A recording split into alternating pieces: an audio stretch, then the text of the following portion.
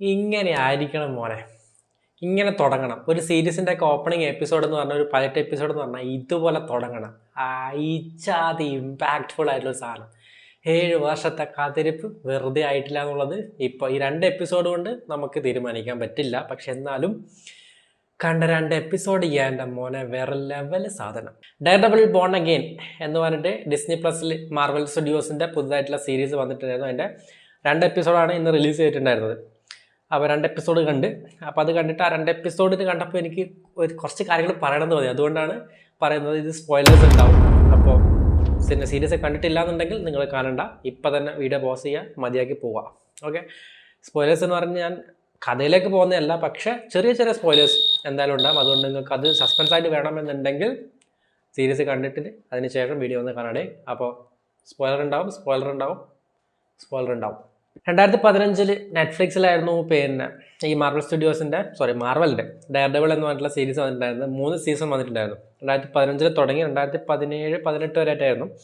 അതായത് അത് മാത്രമല്ല, അതിൻ്റെ പുറകിൽ ഒരു ഡിഫൻഡേഴ്സ് എന്ന് പറഞ്ഞിട്ട്, അതായത് മാർവൽ സ്റ്റുഡിയോസിൻ്റെ അവഞ്ചേഴ്സ് എന്ന് പറയുന്നത് പോലെ അപ്പുറം ഡിഫൻഡേഴ്സ് എന്ന് പറഞ്ഞൊരു ടീം ഉണ്ടായിരുന്നു. Jessica Jones, Daredevil, Luke Cage, Iron Fist എന്നൊക്കെ പറഞ്ഞിട്ട് കുറച്ച് ആൾക്കാർ വെച്ചിട്ടുള്ള ഒരു ടീമിനെ വെച്ചിട്ടുള്ള വേറെ തന്നെ ഒരു സംഭവം. അപ്പോൾ അത് ഒരു കംപ്ലീറ്റ് സീരീസാണ്. നമ്മളിപ്പോൾ ഈ മാർവൽ സ്റ്റുഡിയോസിൻ്റെ സീരീസ് കാണുന്ന പോലെ തന്നെ കാണുന്നതാണ്. പക്ഷേ അത് നല്ല ക്ഷമയോടെ കണ്ടിരിക്കണം. അപ്പോൾ ആ സമയത്ത് സീരീസൊക്കെ കണ്ടു തുടങ്ങുന്ന സമയത്ത് തന്നെ ഞാൻ കണ്ടിട്ടുള്ളതായിരുന്നു ഈ ഒരു സീരീസ്. അപ്പോൾ അന്ന് തലയിലേക്ക് കൂടിയിട്ടുള്ളത്, അതായത് നമ്മളിപ്പം ഇപ്പുറത്ത് നമ്മൾ അയൺമാൻ എന്ന് പറയുന്ന പോലെ തുടക്കം കുറിച്ചിട്ടുള്ള സാധനമാണ് അപ്പുറം ഈ ഡെയർഡെവിൾ എന്ന് പറയുന്നത്. അപ്പോൾ അതിനുശേഷം പുള്ളി far from home, Spiderman far from ഹോമിൽ ഒരു ക്യാമിയോ റോൾ വന്നു. ചാർലി കോക്സ് അല്ലെങ്കിൽ മാറ്റ് മേർഡോക്ക് എന്ന് പറഞ്ഞിട്ടുള്ള നമ്മളുടെ ഡെയർഡെവിൾ. പുള്ളിയുടെ റിയൽ നെയിമാണ് ചാർലി എന്ന് പറയുന്നത്. അതിനുശേഷം ഒരു അപരാധ സാധനത്തിലായിട്ട് ഷീ ഹൾക്കിൽ വന്നു. അത് പിന്നെ ആലോചിക്കുക വേണ്ട. ഓക്കെ. പക്ഷേ ഇന്ന് ഈ 2 എപ്പിസോഡ് കണ്ടപ്പോൾ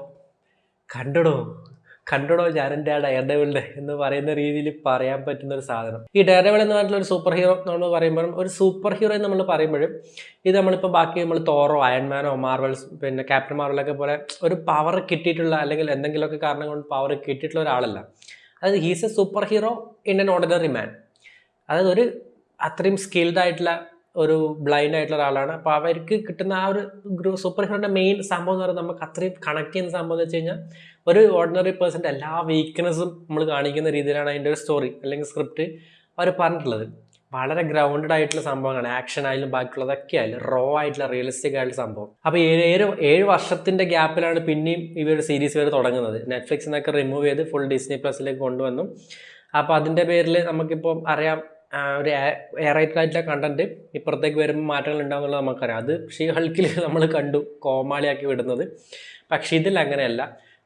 ജസ്റ്റ് ആ ഒരു ഓപ്പണിംഗ് എപ്പിസോഡ് കൊണ്ട് തന്നെ ആ 7 വർഷത്തെ ഗ്യാപ്പ് നമുക്ക് ഫീൽ ചെയ്യിക്കാത്ത രീതിയിൽ പിടിച്ചിട്ടും അതിലേക്ക് നമ്മളിങ്ങനെ വലിച്ചെടുക്കും. ഓപ്പണിംഗ് സീക്വൻസിൽ തന്നെ ഒരു ഫൈറ്റ് സീക്വൻസ് ഉണ്ട്. എൻ്റെ മോനെ, ഈ ജാതി ഐറ്റം അതെന്ന് പറഞ്ഞാൽ 2 ഇമോഷനാണ് അവർ ബാലൻസ് ചെയ്ത് വെച്ചിരിക്കുന്നത്. അതായത് ഇവൻ്റെ ഫ്രണ്ടായിട്ടുള്ള നെൽസൺ എന്ന് പറയുന്ന ഒരു ടീമുണ്ടല്ലോ, ഇവർ പിന്നെ അപ്പോൾ ആ ചങ്ങായി മരിക്കുന്നതാണ് ഫസ്റ്റ് സീനിൽ അല്ലെങ്കിൽ ഫസ്റ്റത്തെ ഒരു ഓപ്പണിങ്ങിൽ കാണിക്കുന്നത്. അപ്പോൾ അതിൻ്റെ പുറകിൽ തന്നെ ഇവൻ ഡെയർഡെവിളായിട്ടുള്ള ഒരു റീഇൻട്രൊഡക്ഷൻ കാണിച്ച്, അതിൻ്റെ പുറകിൽ തന്നെ ബുൾസായി ആയിട്ടുള്ള ഡെക്സിൻ്റെ സംഭവം കാണിച്ച് ഒരു ലോങ് ടേക്കുള്ളൊരു ഫൈറ്റ് സീക്വൻസ് ആണ്. അപ്പോൾ അതിൻ്റെ അപ്പുറത്ത് ആ ഫ്രണ്ട് മരിക്കാൻ കിടക്കുന്നതും ഇപ്പുറത്ത് ഫൈറ്റ് ചെയ്യുന്നതും.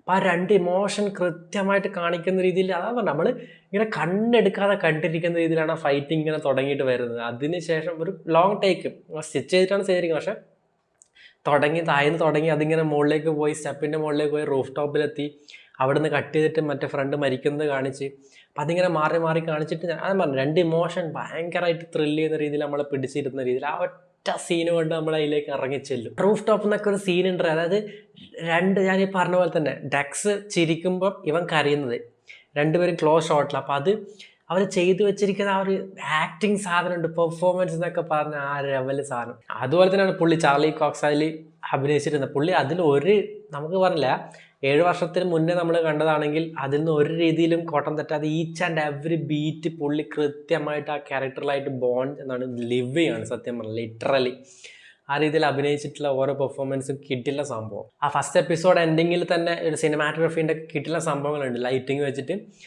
കിങ് പിൻ എന്ന് പറയുന്ന ആക്ടറിനെ നമ്മൾ ഫുള്ള് ബ്രൈറ്റ് ആയിട്ടുള്ള വൈറ്റ് ലൈറ്റിൽ കാണിക്കുമ്പോൾ ഇവൻ ചാർലി നമ്മൾ മാറ്റ് മേർഡോക്കിനെ ഫുൾ റെഡ് ടോണിൽ കാണിക്കുന്നത്. അപ്പോൾ ആ കോൺട്രാസ്റ്റ് വരെ വിഷ്വലി സ്റ്റണ്ണിങ് ആയിട്ട് അവർ കാണിക്കുന്നു. അവിടുന്ന് സെക്കൻഡ് എപ്പിസോഡിലേക്ക് നമ്മൾ പോകുമ്പോൾ എന്ന് പറഞ്ഞാൽ കുറച്ചുകൂടി പൊളിറ്റിക്കലാണ് സംഭവം കാണിക്കുന്നത്. അതായത് ഒരു സ്റ്റോറി, ആ ക്യാരക്ടറിൻ്റെ ആർക്ക്, കിങ് പിൻ എന്ന് പറഞ്ഞ ക്യാരക്ടറിൻ്റെ അവർ ആർക്കിൻ്റെ സംഭവമാണ് അവർ സെക്കൻഡ് എപ്പിസോഡിലേക്ക് വരുന്ന സമയത്ത് കാണിക്കുന്നത്. അവൻ മേയറാവുന്നതും അത് പൊളിറ്റിക്കലി എങ്ങനെ ഈ ഒരു മാറ്റ് മേർഡോക്കിനെ എഫക്റ്റ് ചെയ്യുന്നുള്ള സംഭവം, അത് അവർ തമ്മിലുള്ള ഫേസ് ഓഫ്, ആ സംഭവങ്ങൾ. പിന്നെ അതിൻ്റെ ഇടയ്ക്ക് സ്പൈഡർമാൻ റെഫറൻസ് ഉണ്ട്, അക്വാഡ് റെഫറൻസ് ഉണ്ട്, വൈറ്റ് ടൈഗർ ഉണ്ട്, പിന്നെ ഡെയർഡെവിളിലെ പഴയ ക്യാരക്ടേഴ്സിൻ്റെ റെഫറൻസ് ഉണ്ട്. അപ്പോൾ അതൊക്കെ കൊണ്ട് അതാണ് നമ്മളാ 2 എപ്പിസോഡ് കൊണ്ട് തന്നെ നമ്മൾ സത്യം പറഞ്ഞാൽ അതിൻ്റെ ഉള്ളിലേക്ക് അങ്ങ് ഇറങ്ങിച്ചെല്ലാണ്. അതുപോലെ സെക്കൻഡ് എപ്പിസോഡ് തീരുന്ന ഒരു പോർഷൻ ഉണ്ട്, ഒരു 30 സെക്കൻഡ് ഒരു ഫൈറ്റ് ഉണ്ട്, ജസ്റ്റ് ഒരു 30 സെക്കൻഡ്. അത് ആ കിക്ക് എന്താണ് ഡെയർഡെവിൾ എന്നുള്ള കിക്ക് ആ 30 സെക്കൻഡിൽ നമുക്ക് കിട്ടി.